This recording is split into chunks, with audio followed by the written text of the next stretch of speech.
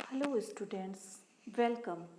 मैं J Tirkey, assistant professor zoology, government RBR NS PG college, Jashpur नगर।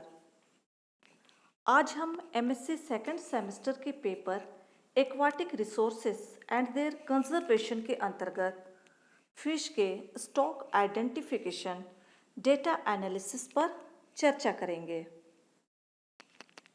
Stock identification data analysis topic के अंतर्गत हम निम्न बिंदुओं पर बात करेंगे। First, introduction. Second, fish stock. Third, stock concept. Fourth, stock identification basic points. Fifth, stock identification material and method. Six, sources of data. Seven, method of data collection. 8, fisheries data analysis. 9, affecting factors. 10, significance. 11, conclusion. And then references. आइए हम देखते हैं stock identification data analysis के अंतर्गत introduction. Stock identification fishery science का एक ऐसा क्षेत्र है जिसका उद्देश्य विभिन्न तकनीक या विधि से फिश के सब पॉपुलेशन की पहचान करना है। फिश स्टॉक की पहचान करने के लिए विभिन्न प्रकार के पैरामीटर या मापदंड का उपयोग किया जाता है, जैसे population, physiological character, morphological character, meristic character, behaviour, calcified structure, biochemical व साइटोजेनिक कैरेक्टर। इन सभी के आधार पर किसी भी इकोलॉजिकल एरिया में स्टॉक की पहचान की जाती है कि फिश स्टॉक कितनी मात्रा में अथवा कौन सी स्पीसीज का पॉपुलेशन कम या ज़्यादा है, इसका अनुमानित आकलन किया जाता है। मुख्यतया फिश का पॉपुलेशन व टोटल बायोमास का अनुमान लगाया जाता है। फिश स्टॉक क्या है? इसको कई प्रकार से परिभाषित किया जा सकता है। सामान्य तौर पर यह कहा जा सकता है कि फिश स्टॉक या फिश रिसोर्सेस का अर्थ एक एरिया में फिश स्पीसीज का ग्रुप है। फिश स्टॉक में एक या अधिक स्पीसीज होती है। दूसरे शब्दों में कहें तो ये कहा जा सकता है कि फिश स्टॉक का तात्पर्य एक पर्टिकुलर स्पीसीज जो सेम स्पीसीज से कम या ज़्यादा आइसोलेट होता है। अतः फिश स्टॉक एक बायोलॉजिकल पॉपुलेशन है जिसमें एक पर्टिकुलर स्पीसीज के ग्रोथ, मोर्टालिटी रेट आदि को ध्यान रखते हुए उसकी बायोमास अर्थात फिश का टोटल वेट व पॉपुलेशन की स्टडी की जाती है। फिश स्टॉक को मुख्यतया 3 प्रकार से वर्णन किया जा सकता है: जेनेटिक स्टॉक, हार्वेस्ट स्टॉक और environmental stock. Genetic stock, fish species एक दूसरे से जेनेटिकली डिफरेंट होते हैं। रिप्रोडक्शन के दृष्टिकोण से एक स्पीसीज दूसरे से आइसोलेट होती है। इनमें क्रोमोसोम स्ट्रक्चर व क्रोमोसोम नंबर में फर्क होता है। एक प्रकार के जेनेटिक ग्रुप को एक जेनेटिक स्टॉक माना जाता है। हार्वेस्ट स्टॉक, किसी एक एरिया में फिश का जितना हार्वेस्ट अर्थात जितना फिश निकाला या पकड़ा जाता है वह वहाँ का हार्वेस्ट स्टॉक कहलाता है। फिश का पॉपुलेशन या बायोमास सभी इसमें इंक्लूड होते हैं। इन्वायरमेंटल स्टॉक, किसी एक इन्वायरमेंट में पाए जाने वाले फिश स्पीसीज उस प्लेस के इन्वायरमेंटल स्टॉक हैं। फिश स्टॉक कॉन्सेप्ट क्या है और क्यों आवश्यक है, इसको हम 2 पॉइंट के आधार पर समझ सकते हैं। फिश स्पीसीज इन्वायरमेंटल फैक्टर से किस प्रकार प्रभावित होती है, इसे कॉन्सेप्ट द्वारा समझा जा सकता है। 2 पॉइंट्स हैं, tolerance capacity of environmental condition और कंपटीशन।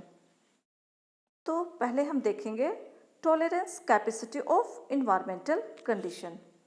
कोई भी फिश किसी जगह की इन्वायरमेंटल कंडीशन जैसे लाइट, टेम्परेचर, वाटर क्वालिटी अर्थात टर्बिडिटी, पीएच, डिज़ोल्व गैसेस या फूड की उपलब्धता को किस प्रकार से और कैसे टॉलरेट करती है, अर्थात वो कितना ग्रोथ करती है। ऐसा देखा जाता है कि एक ही स्पीसीज की फिश इन्वायरमेंटल कंडीशन के अनुसार रैपिड या स्लो ग्रोथ करती है। तो सबसे पहले हम देखेंगे कि लाइट का फिश स्टॉक पर क्या प्रभाव पड़ता है। लाइट एक इम्पोर्टेंट फैक्टर है। प्रायः लाइट की इंटेंसिटी से एक्वाटिक लाइफ प्रभावित होता है। जो फिश सरफेस फीडर होती है वे तेज़ी से ग्रोथ करती है, जबकि bottom feeder fish slow growth करती है। इससे दोनों के स्टॉक में डिफरेंस देखा जा सकता है। टेम्परेचर, अलग अलग फिश डिफरेंट टेम्परेचर को टॉलरेट कर सकती है। टेम्परेचर के अनुसार फिश में स्पॉनिंग व ग्रोथ रेट चेंज होता है। जैसे साल्मन फिश 10 डिग्री सेल्सियस पर आसानी से सरवाइव कर सकती है, जबकि मेजर कार्प 20 डिग्री से 37 डिग्री सेल्सियस तक वो अपनी दैनिक क्रियाओं को आसानी से कर सकती हैं। वाटर क्वालिटी, वाटर का pH, turbidity depth, pH value and dissolve gases etcetera fish के पॉपुलेशन को प्रभावित करती है। जैसे टर्बिडिटी बहुत से फिश के लिए हानिकारक होती है, क्योंकि ये लाइट को ज़्यादा गहराई तक नहीं जाने देती। इससे फोटोसिंथेसिस की क्रिया रुक सकती है या कम हो जाती है। जैसे इंडियन मेजर कार्प 200 ppm या इससे अधिक टर्बिडिटी टॉलरेट कर सकती है। अलग अलग fish species different pH level tolerate करती है, किंतु अचानक वाटर पीएच में चेंज होता है तो ये फिश के लिए हार्मफुल होता है। इसी प्रकार से फिश की एक्टिविटी ऑक्सीजन कंसंट्रेशन पर डिपेंड करती है।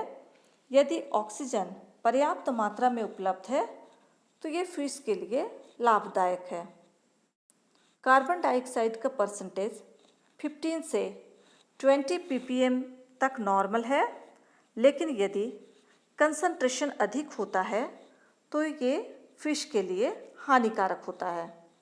पानी में घुले न्यूट्रिशन तथा प्रेजेंट फ्लोरा फौना की क्वांटिटी पर फिश स्टॉक निर्भर करता है। सेकंड पॉइंट है कंपटीशन। किसी भी पर्टिकुलर प्लेस पे अपने ही फिश स्पीसीज या दूसरे स्पीसीज के साथ भोजन की उपलब्धता या दूसरे फैक्टर की वजह से कंपटीशन होता है।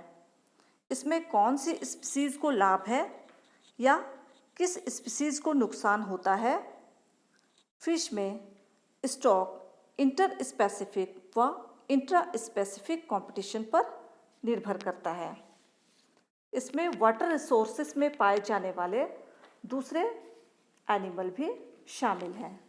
यदि कंपटीशन अधिक हो तो स्टॉक कम होने की संभावना होती है। फिश स्टॉक आइडेंटिफिकेशन, यह एक बेसिक यूनिट है जिस पर फिश मैनेजमेंट आधारित है। जब किसी स्टॉक का आइडेंटिफिकेशन करते हैं तो निम्न बातों को ध्यान में रखते हैं: स्टॉक साइज, स्टॉक स्ट्रक्चर और community structure. Stock size, stock size किसे कहते हैं? प्रति यूनिट जितना फिश कैच किया जाता है, अर्थात किसी पॉन्ड या कोई बड़े एक्वाटिक पार्ट का कोई एरिया एक यूनिट माना जाता है। स्टॉक साइज विभिन्न मौसम में फिशरी फील्ड से एकत्र हुए डेटा से प्राप्त होता है। अलग अलग सीजन में विभिन्न प्रकार से जितने भी फिश कैच की जाती है वह उस सीजन का स्टॉक साइज कहलाता है। स्टॉक स्ट्रक्चर, इस कैटेगरी में फिश के एज, साइज, सेक्स, मैच्योरिटी और फिश बिहेवियर पर डेटा का कलेक्शन क्या है, इस पर विशेष ध्यान दिया जाता है। उपरोक्त बिंदुओं के आधार पर स्टॉक स्ट्रक्चर निर्धारित किया जाता है।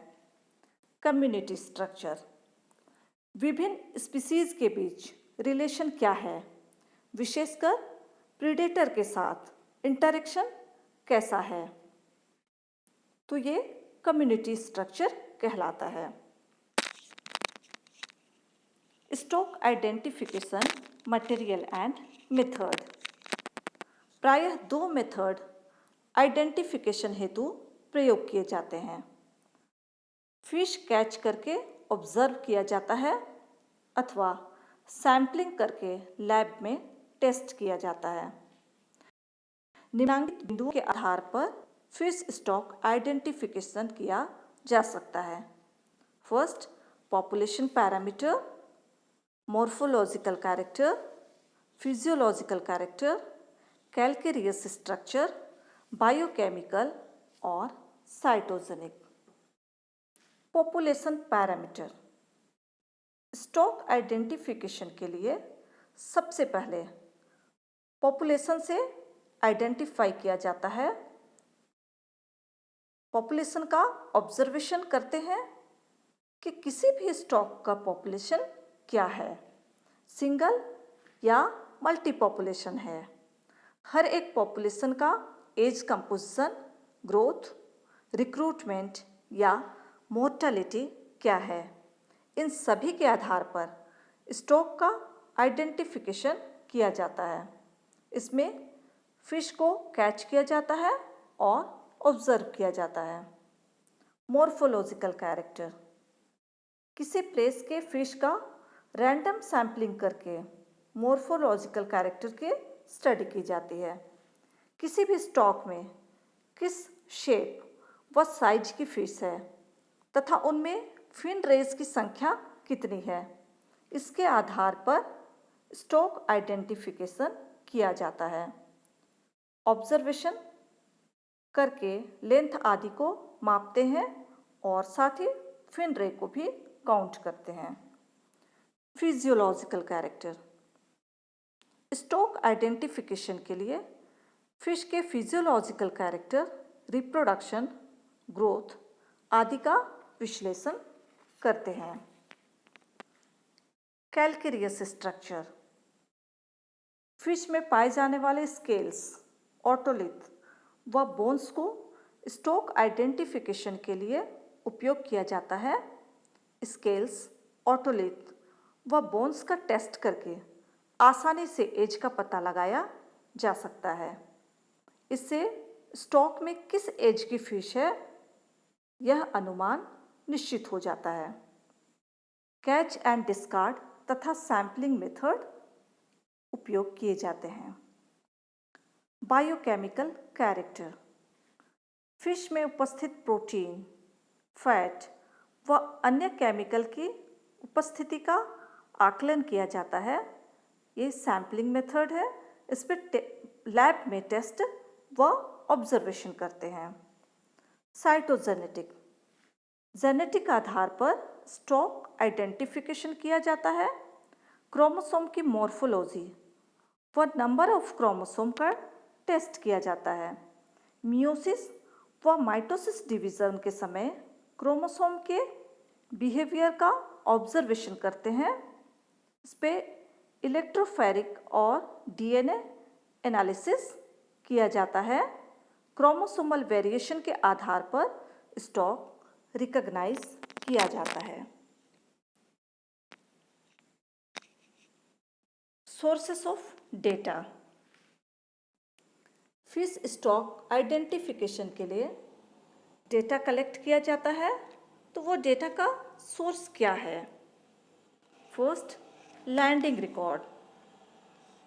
जो फिश सेल करने के लिए पकड़े गए हैं उनका टोटल वेट और टोटल नंबर, साइज, कैटेगरीज और एज डिस्ट्रीब्यूशन आदि की जानकारी इससे प्राप्त होती है। इस पे रिक्रिएशनल व कमर्शियल दोनों ही फिश का डेटा कलेक्ट या रिकॉर्ड होता है। फिश का साइट पर ही ऑब्जर्वेशन किया जाता है, जबकि सैम्पलिंग को लैब में टेस्ट करते हैं। Second, log books and vessel trip records. जो कमर्शियल फिशरमैन होते हैं वे प्रायः पकड़ी गई फिश की जानकारी प्रतिदिन अपने लॉग बुक में एंट्री करते हैं या वेसल ट्रिप रिपोर्ट बनाते हैं। इसमें कैच की गई फिश का डेटा मिलता है। मार्केट में प्रतिदिन कितनी मात्रा में फिश की सप्लाई हो रही है, कौन सी स्पीसीज अधिक या कम मात्रा में सप्लाई की जा रही है, इससे फिश के स्टॉक का पता चलता है। Support industry. फिश से बहुत सारे बाई प्रोडक्ट्स बनाए जाते हैं, तो इन प्रोडक्ट्स को बनाने के लिए कितनी मात्रा में और कौन कौन सी फिश का उपयोग किया जाता है, ये स्पष्ट पता लगाने के लिए जो सपोर्ट इंडस्ट्री होती है वहाँ से डेटा कलेक्ट किया जाता है। Government agencies.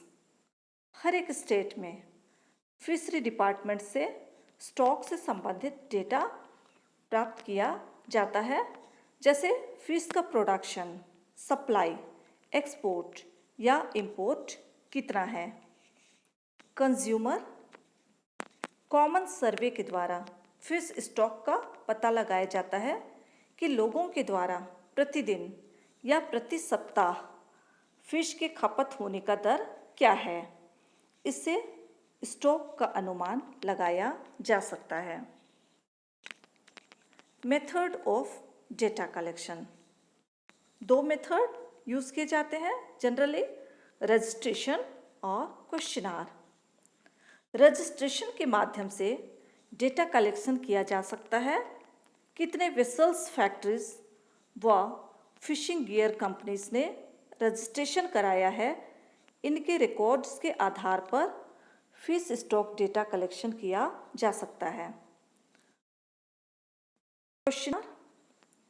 पिसीकल्चर साइट का ऑब्जर्वेशन और वहाँ की रिपोर्टिंग, अर्थात लोकल न्यूज़ रिपोर्टर या फिशरमैन के माध्यम से डेटा कलेक्ट किया जा सकता है।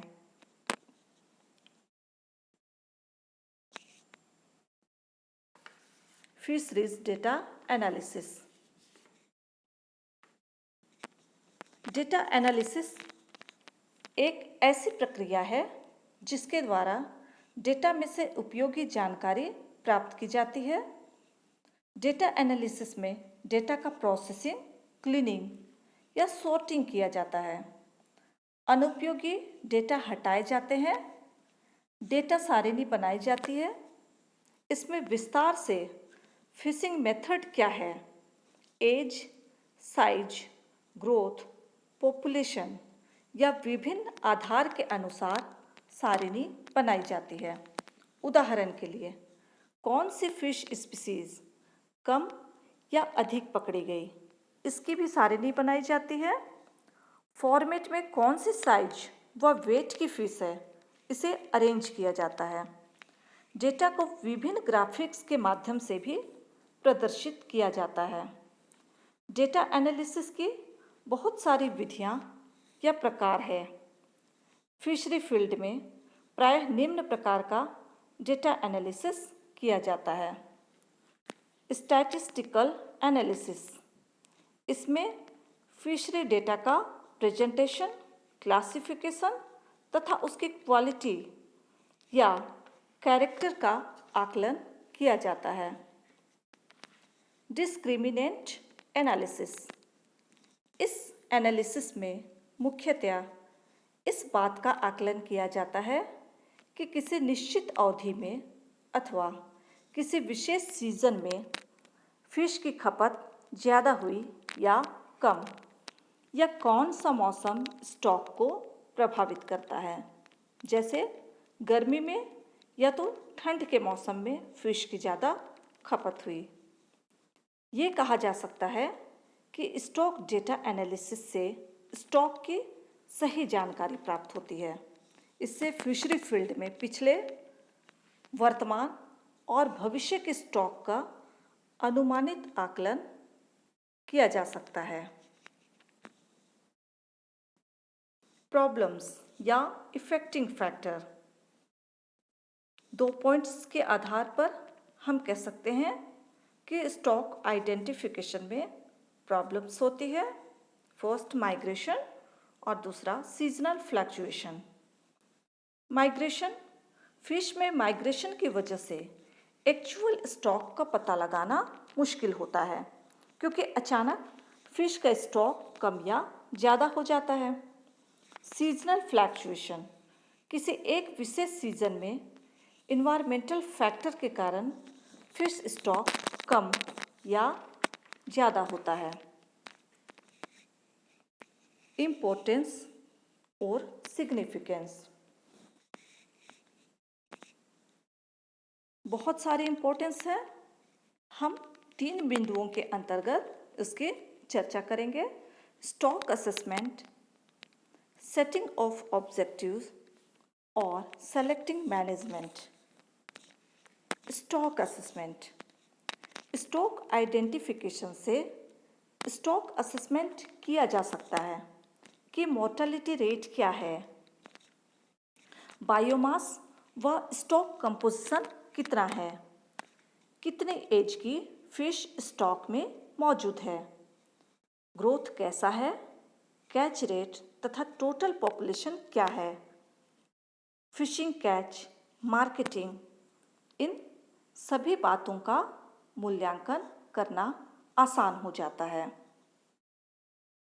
सेटिंग ऑफ ऑब्जेक्टिव्स, स्टॉक कितना है, इसके आधार पर ऑब्जेक्टिव सेट किए जाते हैं कि एक्सटिंक्ट फिश को बचाना है या किस फिश का कल्चर एरिया बढ़ाना है।